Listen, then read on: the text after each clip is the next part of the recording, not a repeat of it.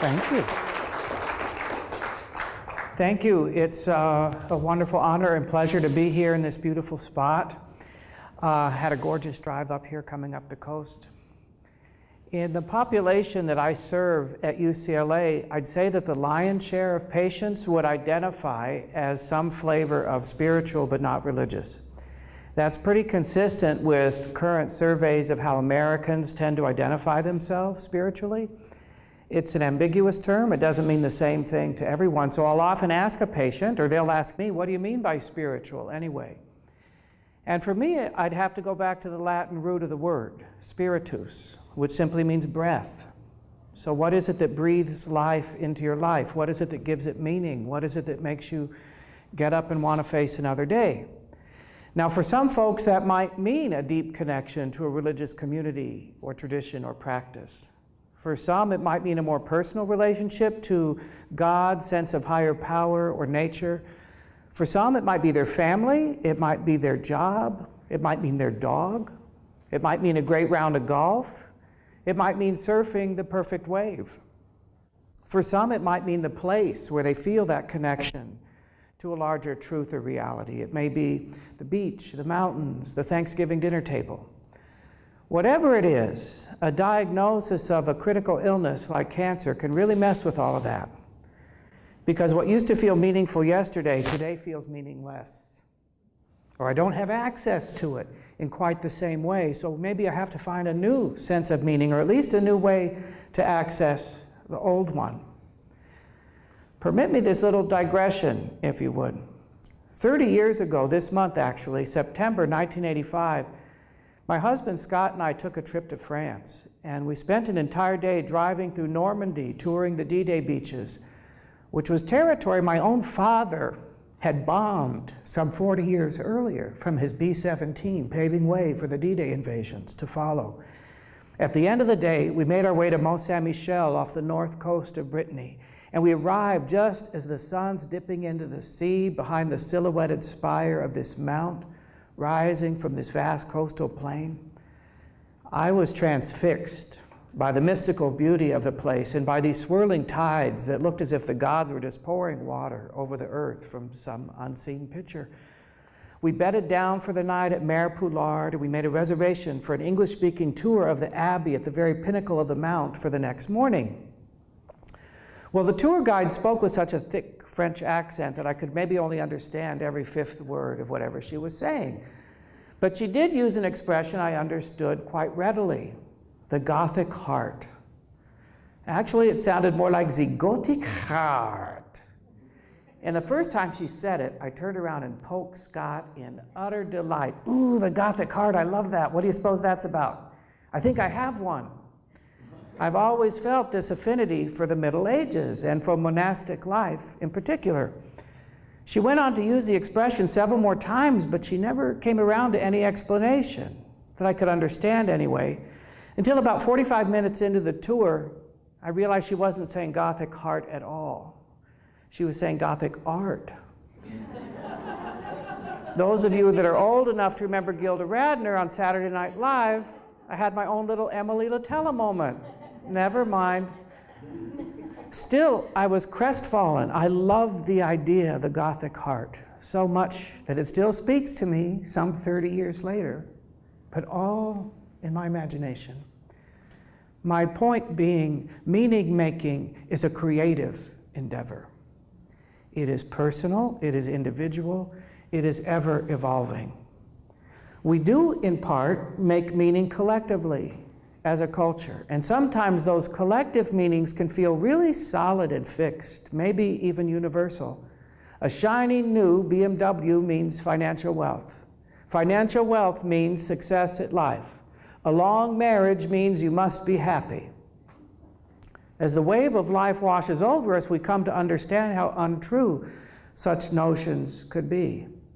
But still, it is an individual choice whether we will align with the communal meaning or with our own individual creation. The world of cancer and of just critical illness has a whole world of collective meaning attached to it, and most of it is couched in the language of war and struggle and battle. The language is so pervasive we may not even hear it anymore. But just pay attention. Oh, she's fighting breast cancer. We'll read an obituary, he lost his battle with lung cancer. Does it really need to be seen through that lens? Many of the patients I see reject such imagery of war and battle. They choose to reject that imagery. Clara was a young woman, early 20s, going through a stem cell transplant for leukemia, her mother by her side every step of the way. She and her mother were devout evangelical Christians.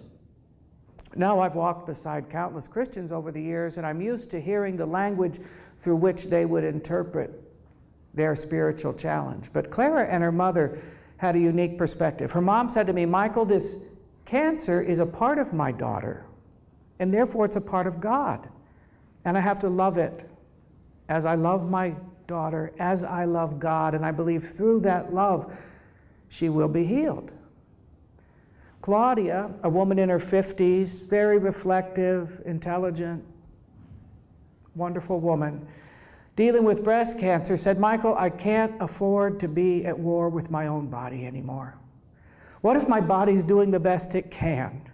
I want to love my body. I want to love it so well that that cancer just releases and goes back to wherever it came from.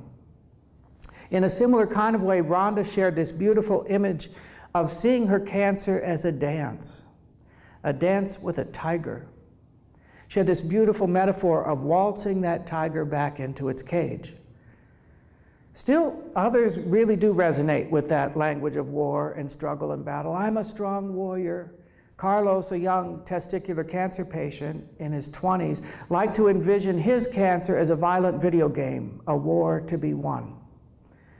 But the thing about seeing things through that language of war and struggle and battle is that it promotes a dualistic black and white kind of thinking with language like win and lose, success and failure.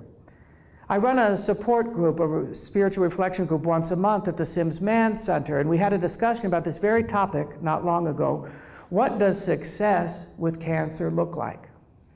Well, the obvious answer is cure, right? Who doesn't want to be cured?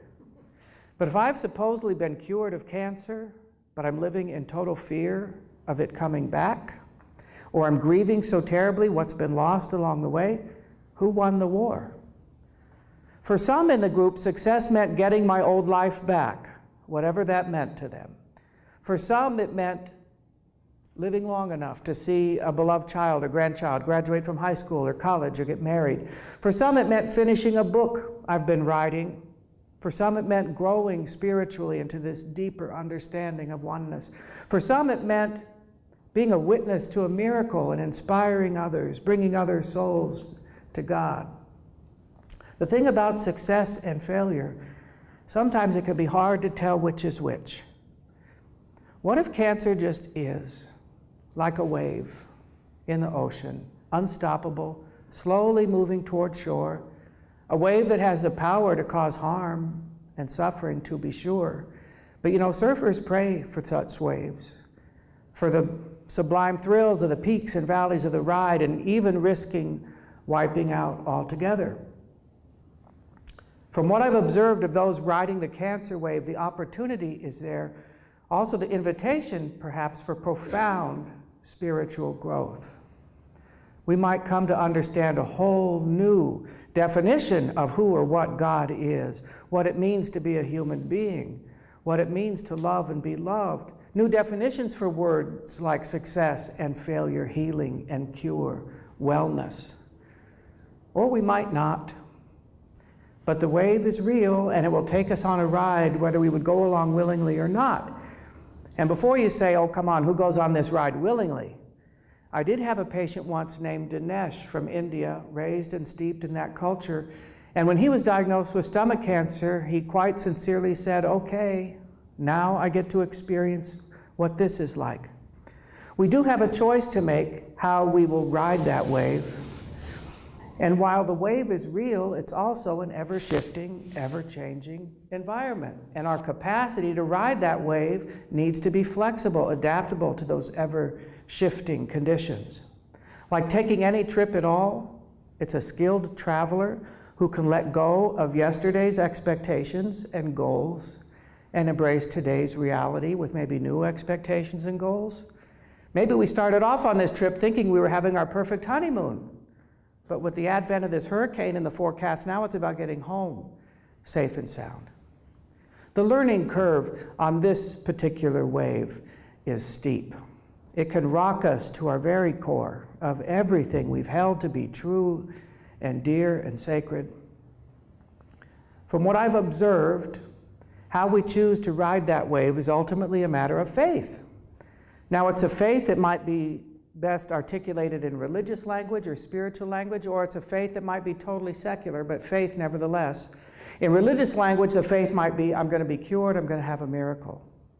In secular language, that faith might be in one's oncologist, or this latest drug trial, or organic food, or positive affirmations, but it's still faith. For some, regardless of where they land on that secular to religious spectrum, there is an article of faith that seems to transcend that, and that is, everything happens for a reason. I hear that from folks all over the belief map. Now, that reason might be articulated in religious language, spiritual language, or secular language, but it's the same theme. In religious language, the reason might be that God is testing my faith. He's bringing me closer to Him through my suffering. Or maybe it's a punishment. In more spiritual, less religious language, that reason might be, this is a wake-up call. This is a reminder to really focus on what's important to life and to let go of the past and everything that's not important. In secular language, that reason might be, it's because I've lived an unhealthy lifestyle. It's because I live in a polluted environment. It's because I'm too stressed out. For some, the belief is so fundamental, it just gets expressed as, I just believe there's a reason, Michael, and we can't know what it is, and I hope someday to live into the answer. Now, any one of those statements of faith has as much power to soothe and calm as it does to really intensify our suffering. It's because of something I did or didn't do that I have this diagnosis. It's because of something I prayed or didn't pray. I must have been some kind of idiot to have needed this particular lesson. Couldn't I bought the Cliff Notes on this one? Where that faith meets that wave does seem to tell the tale. And it can often mean a spiritual crisis when that particular faith isn't up to the challenges of this particular wave. We go through life sometimes so certain of what we believe and hold to be true. We meet a crisis like critical illness or cancer, and suddenly all bets are off. So I suppose a good place to start is, what's my relationship to spiritual crisis? Can it be okay for the first wave or two or 10 to wash over me, hold me underwater, leaving me spitting and sputtering with a mouthful of sand, clamoring to get to the surface, splashing around, gasping for air, trying to get my bearings in this new environment and see where it is I want to put my faith now? A lot of folks, when I introduce myself to them as the chaplain, they will say, oh, I've got a very strong faith, we're just fine. And I know they think they're being perfectly clear in saying such a thing, and I don't know what the hell they mean by that. Faith in what? Faith in God, in Jesus, in their higher power, in their own willpower, in their affirmations. What does that faith tell them? And if it is a faith in God, does it mean that God's going to heal you? Or does it mean that you're not alone on the journey? Or does it mean it's thy will be done, not my will be done? Or I have what it takes to do this? I don't know. Any one of those statements of faith is going to ride that wave in a different way. Ruth, I only met once. On her first day, I work in the outpatient department, so I'm seeing people mostly in infusion clinics. So I met her on her first day of chemotherapy for breast cancer. Ruth was also an evangelical Christian, and she said to me, Michael, the Lord isn't testing me with this cancer, I'm testing the Lord. I'm going to go through chemotherapy and I'm not going to lose my hair. I can't afford for anybody to know I'm sick. Too many people are counting on me. Well, this raised a particular red flag for me. What would happen when she did lose her hair? What kind of spiritual crisis might that be? So I gently tried to tease apart her theology and see if there was a belief down there that could include the circumstance of her losing her hair. Sadly, she just wasn't willing to have that conversation. Now, as I say, I only saw her once, and I don't know if she did lose her hair, and if she did lose her hair, Was it a spiritual crisis?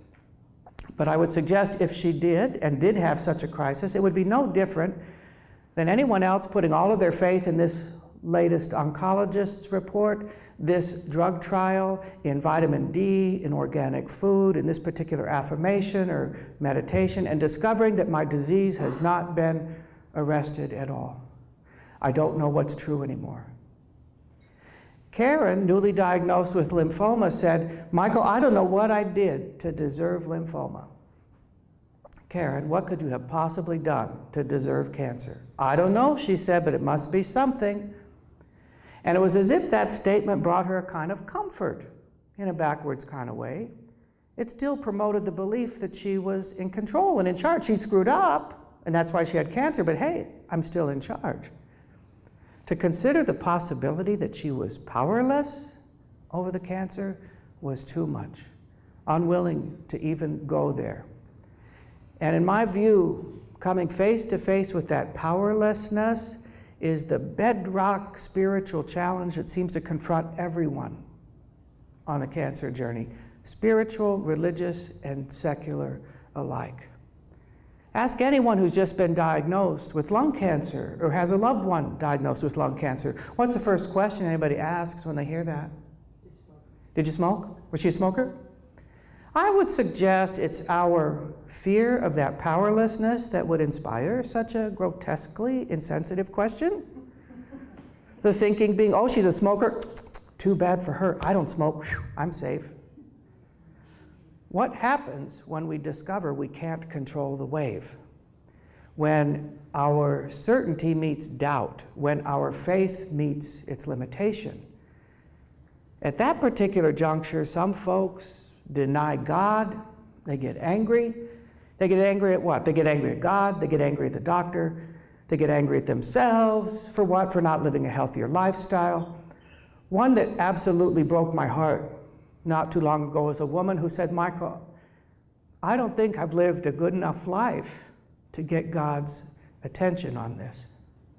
Carolyn had no trouble at all articulating her particular spiritual crisis. If anything at all, she was so relieved to have somebody to listen. 6 months earlier, her 36-year-old daughter was killed in a car accident, leaving behind her 2 teenage grandchildren to be raised by her former son-in-law, who was a substance abuser. She now finds out her 34-year-old son is diagnosed with metastatic colon cancer. It was just too much. I just can't take it.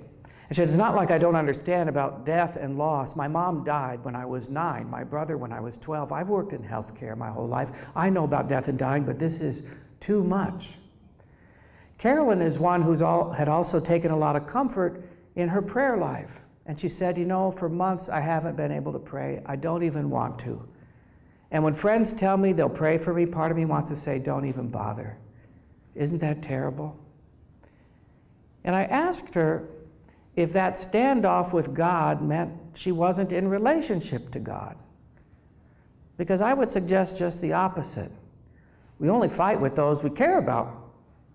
Otherwise we would just be indifferent. We want so desperately to understand and be understood. Much the same way we might find ourselves in a really impassioned argument with our intimate partner and find ourselves so angry and say, I am so angry with you, I just can't be in the same room with you right now. I've got to go take a walk around the block. Could her standoff with God be a kind of walk around the block, metaphorically? Could it even be its own kind of prayer? Yeah, sometimes we do get pulled underwater. But what I do find is we do float, we do find oxygen, we do get our bearings. Rita was so desperate to have somebody to blame for her breast cancer. I just want to blame somebody. I want to know why. I wish I could blame my husband. That's what I really wish. I want to blame the doctor who misdiagnosed this. I want to blame myself for not going to the doctor sooner. And I'm so angry. I'm angry for being angry. I've been angry my whole life. I'm sure that's why I have cancer. I just want to know why. It's a pretty darn human response. I want to know why. Maybe that's true for some of you here today. But if I had an envelope today, a sealed envelope with your name on it, and inside was a card that had the reason why you're facing whatever challenge you're facing, would you open the envelope? And do you suppose you'd suffer less or suffer more to read what was on it? To find out maybe it's just your genetic bad luck, too bad. Maybe it's because you didn't take care of yourself enough, it's all those Big Macs you ate in high school. Maybe it's because you weren't such a good person, it's karma catching up with you, it's God punishing you. What to do with all of that anger? What if it's nobody's fault? What if the wave is just impersonal? It just is. From what I observe, coming to peace with that powerlessness can open a window to a whole new level of peace of mind and heart.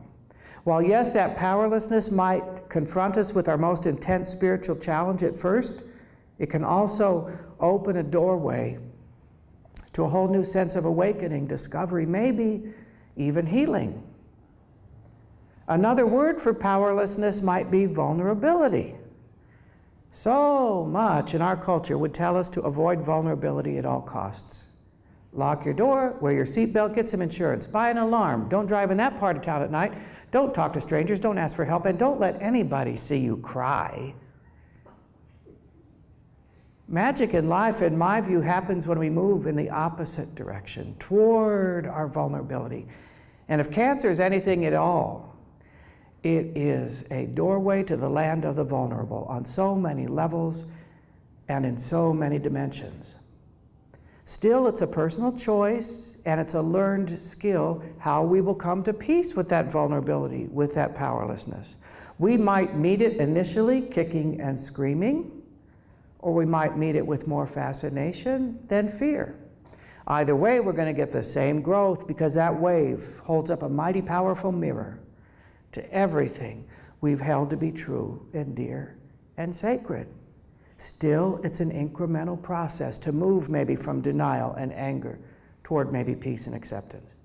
One of the oncologists asked me to come in for this appointment with Victor, who was about to find out that the pain in his back was not the pulled muscle he had presumed, but was indeed a metastatic sarcoma. It was nearly impossible for Victor to take in this information.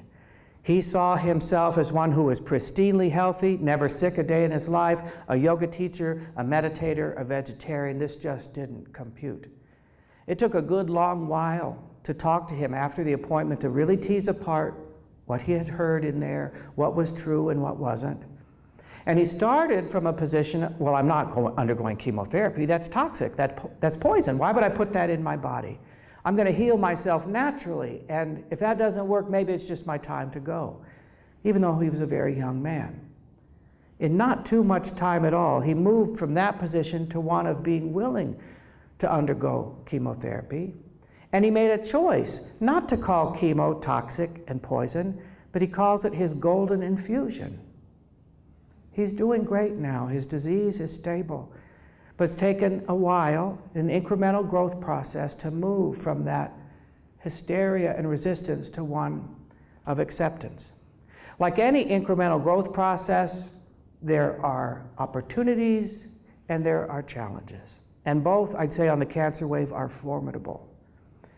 I've worked in many different settings as a chaplain over the years. I've worked, obviously, in oncology for many years. I worked in palliative care and hospice, psychiatric hospital, liver transplants. Each setting in which I have worked seems to have its own constellation of spiritual challenges that bubble up to the surface. In liver transplants, for instance, so many people need new livers because of past self-destructive behaviors, drug and alcohol abuse.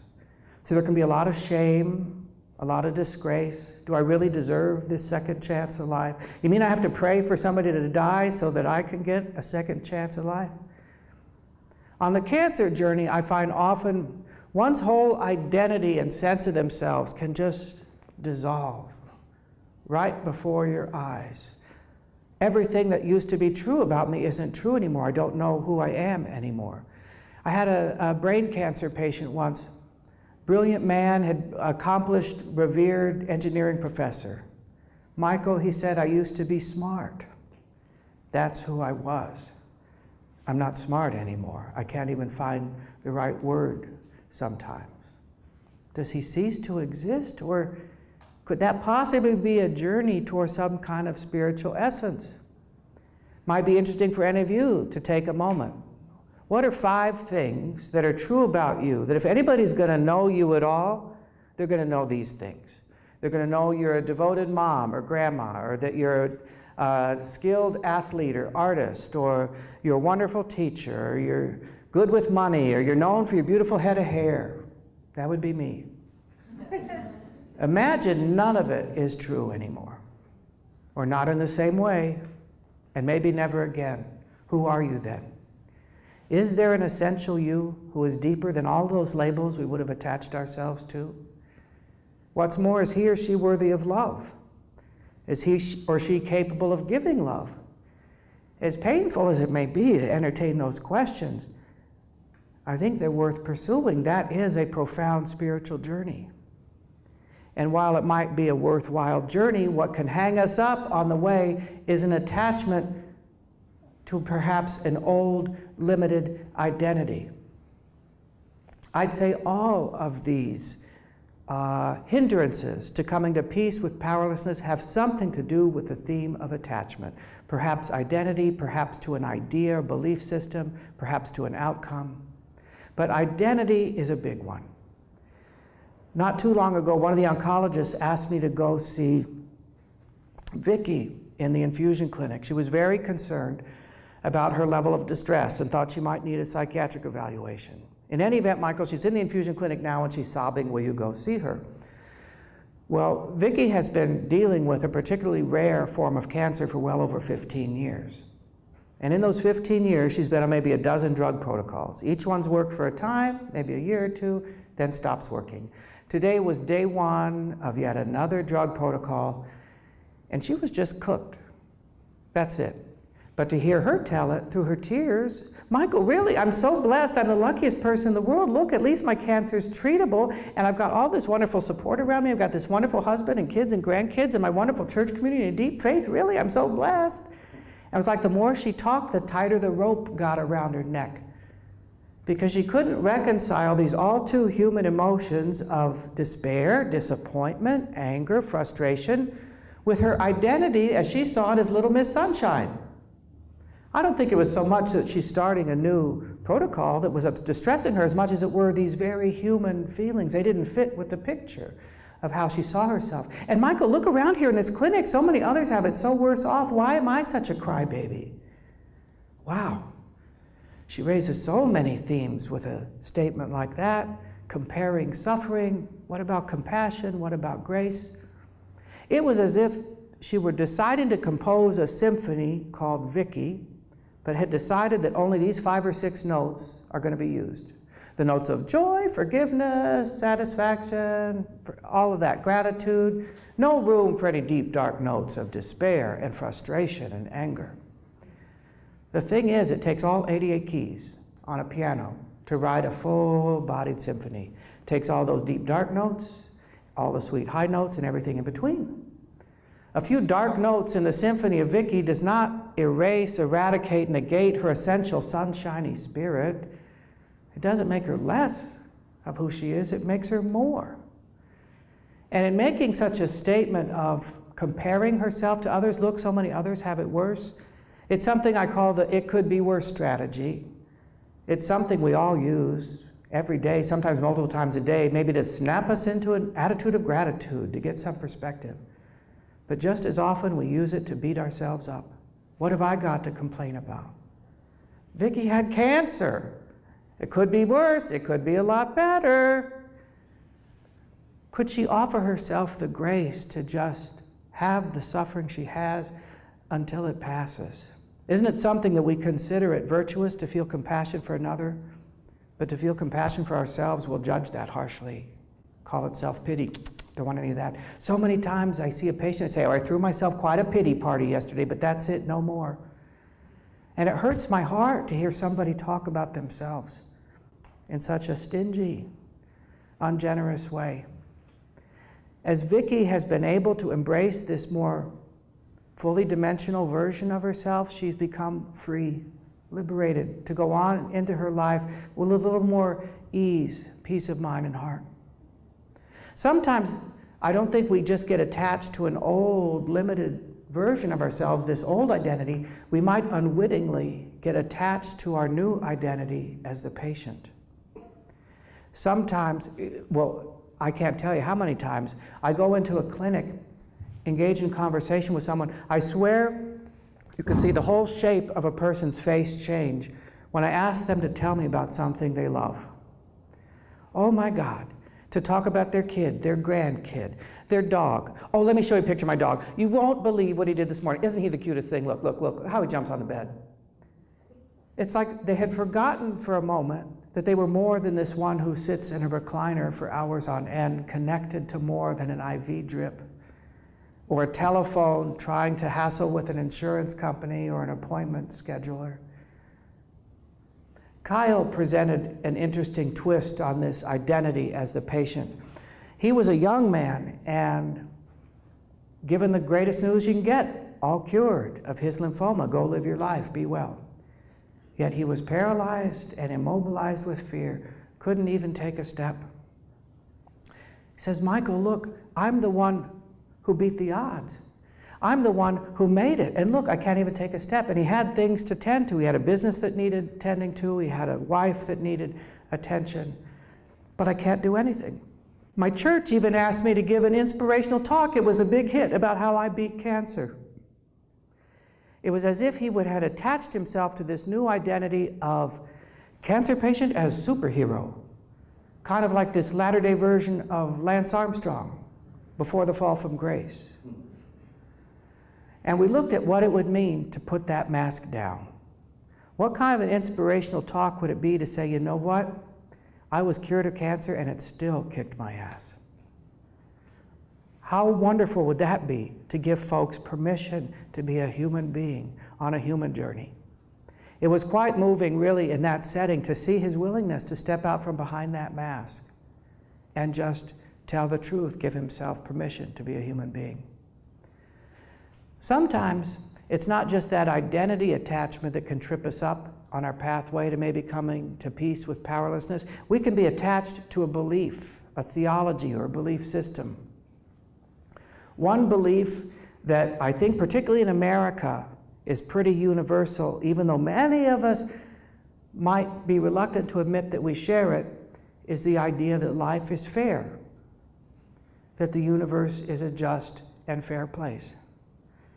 The pain of giving that one up, or at least giving up the idea that I have what it takes to somehow perceive how that's true, that maybe it is just and fair, but I just can't see it. Heidi, 32, newly diagnosed with metastatic breast cancer. She came into the clinic so frantic, into the Mann Center, said, I need somebody to talk to. I need somebody to help me make sense of this. She used that expression several times. Michael, I don't understand why this is happening to me. I'm a good person. I've been healthy my whole life. I've never hurt anyone knowingly. I don't tell lies. I've devoted so much of my life to serving others. I've been just raised that way, to volunteer. I'm faithful. I pray. I go to church. I don't understand why God's doing this to me. How many themes does she raise in such a few sentences, aside, far beyond just trying to make sense of it? Who or what is God? And is there justice in the world? All of that. In my studies over the years, I've come upon this theme of betrayal, death, and transformation. That for any real transformation to take place, it must be preceded by a betrayal and a death. Maybe not the death of a physical body, but maybe the death of a belief, the death of a relationship, the death of an old understanding. If you look to the Jesus story, we can see Jesus had to be betrayed, had to die, for the whole centerpiece of Christianity to take place, the resurrection. This theme exists in Greek mythology. It might be interesting to look back in your own life at moments of quantum growth. When you look back at it, can you see, did something have to get betrayed and die before this big leap happen? Did I have to leave that marriage or leave that job? And with Heidi, we had to look at what did her beliefs really say? What did her statements say about what she thought was true about God? And when it came down to it, she had to admit that her idea of God wasn't too far different from Santa Claus. If I'm a good person, if I'm a good little girl, eat my vegetables, don't sass back, I'm going to get a shiny red bicycle for Christmas. In a way, she had to grieve the death of Santa at 32. The old idea of God had to be betrayed, had to die, for a new understanding of who or what God is that could be big enough to include this particular set of circumstances. It's a good question for all of us. Can we be porous enough to allow a new truth to seep in, to hold us up when maybe the old one just isn't up to it? Angela had a similar experience, but coming from a different path. She came from a path that you might describe as sort of New Age. She was a meditator and a yoga person and lots of affirmations, belief in karma, which is another way of saying it's a just universe out there. And she said, when I was diagnosed, I really ramped up my meditation practice. I was just religious about it, and I thought, then I will be cured. And I realized I was meditating for all the wrong reasons. I wasn't meditating for what it can give me this moment. She was not only attached, as Heidi was, to a belief system, they were both attached to an outcome, namely cure. Who wouldn't want that? It'd have to be the most human of all urges when you get a horrible diagnosis like that. But what if it's just not in the cards? What if the most I can hope for is more time living with chronic illness? Or what if even this disease is imminently going to take my life out of my physical body at any moment? Does that mean I'm not entitled to an experience of wellness or healing or peace of mind? I think one is. Ben was this lovely older man, end-stage liver cancer, not much time left. He knew it. His wife, to top it off, had stage 4 breast cancer. I was working in the hospital at the time, and I went in to introduce myself. He invites me to come in and pull up a chair as if it's cocktail time. So what's going on, Ben? Well, Michael, it's the best time of my life. I guess that makes me sound crazy, huh? Not at all, I said, tell me more. It's like the first time in my life I understand my role in life, and I get it, and it's enough. Yeah, I'd like to see Yellowstone one more time, but you know what? It's enough. Personally, I don't know there's much to hope for or aspire to in life in that sense of enoughness. This life, this relationship, this family, this amount of money, this job, this week, this moment, this breath is enough. It's not at all unusual for me to hear patients say that they see their cancer in some way as a blessing. Sometimes that comes as kind of a shock. Sometimes it sounds heretical. Sometimes it's kind of liberating.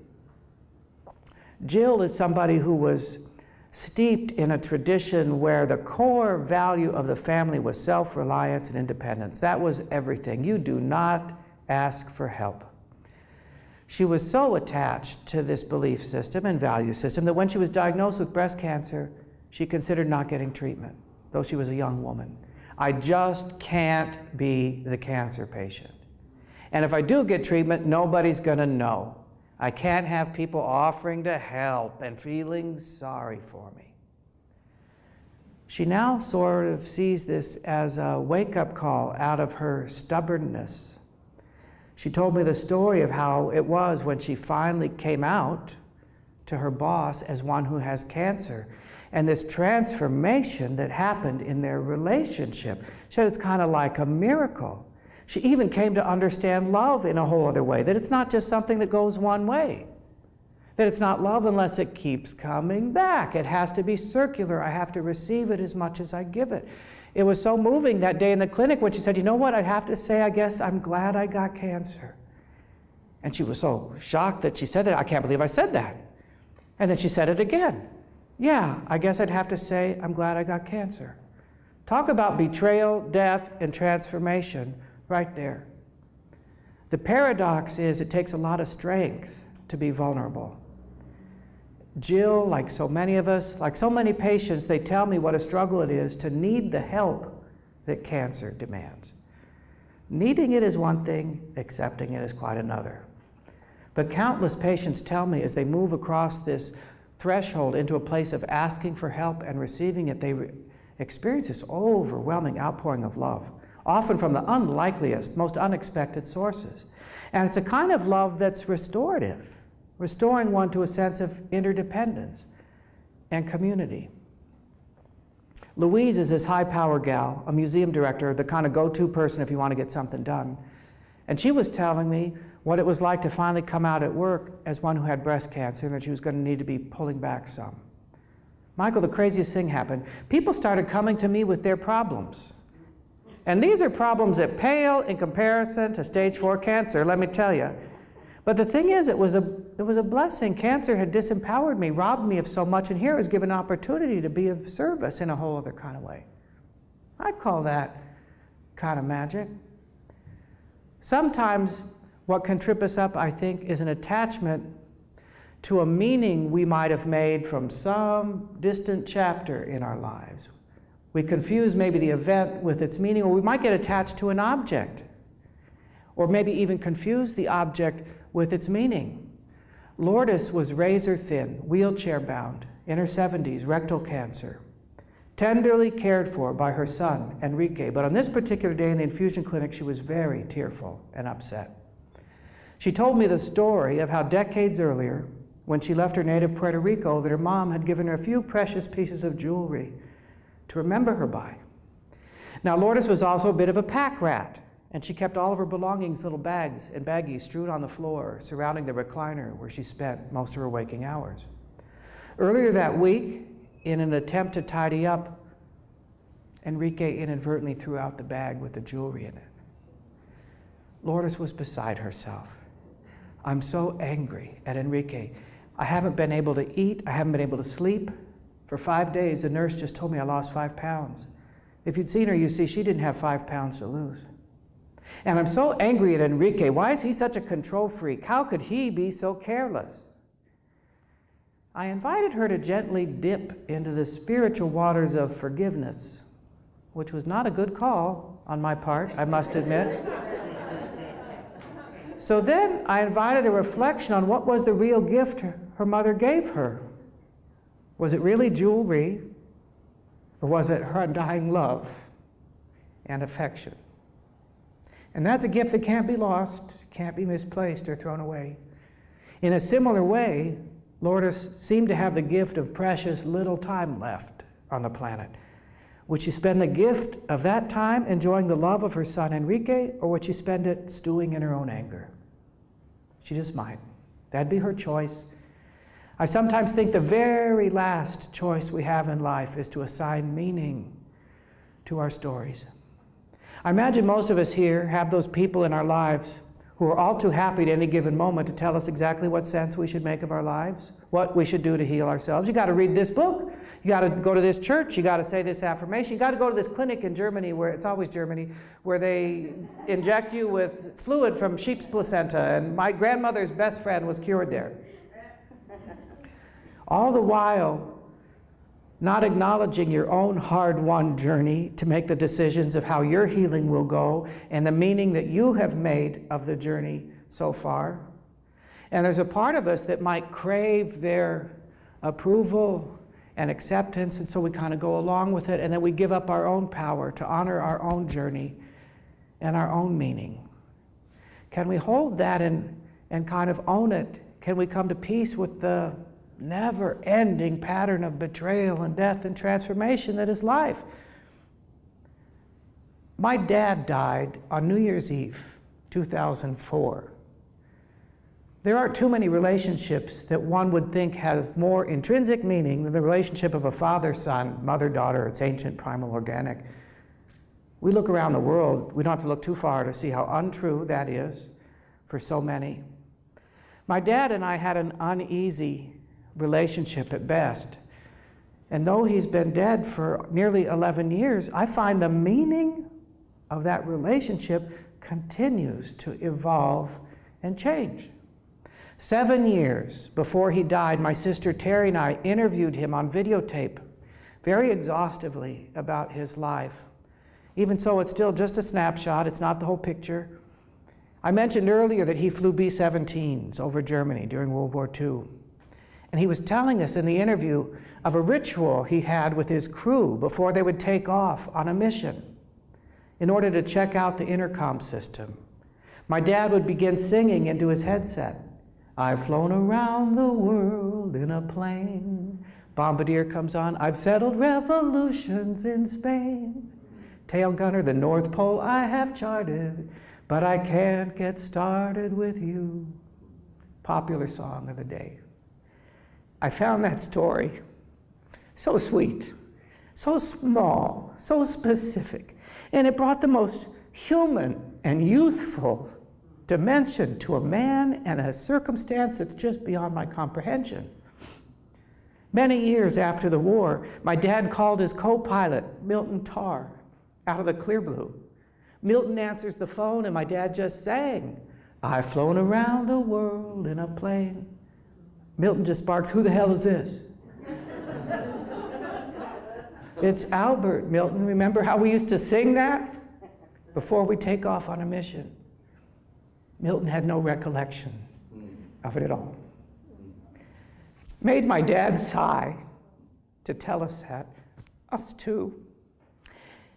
This many years later, it still confounds me why that story moves me so much. I don't know. Maybe it's a glimpse, a rare glimpse of an aspect of my dad we rarely got to see. I don't think he was too at ease in his role as a father, certainly not one with 2 gay kids. And the times we could ever meet and be on the same page about anything were pretty rare, even though it's far more likely we'd meet on his page than he on ours. But when we did have those moments, they're precious to me and they're meaningful. And what I take from my dad's story with Milton and all the stories I've shared with you is that our lives, our journey, and the meaning we make of them are our own, to do with them what we will. Can we take that meaning? Can we hold it, caress it, allow it to shape us, inspire us? Can we keep a light touch on it, allowing it to change meaning over time or even lose meaning altogether? And if somebody else gets it and can walk beside us for a time, well, that's gravy. But we always have the meaning to ourselves. And that's enough for me. And I still love the idea of the Gothic heart, even if there's no such thing.